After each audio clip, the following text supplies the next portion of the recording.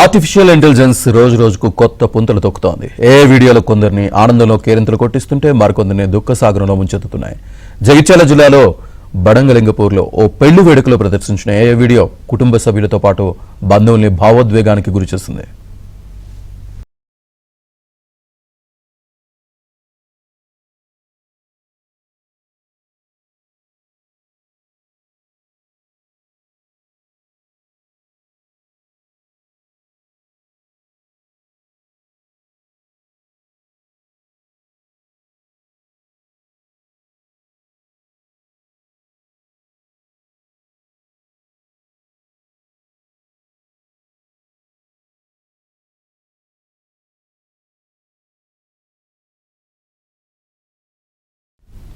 బండలింగపూర్ గ్రామానికి చెందిన ద్యావతి జంగా గంగాధర్ సునీత దంపతులకు 2 కుమారులు 1 కుమార్తె ఉన్నారు.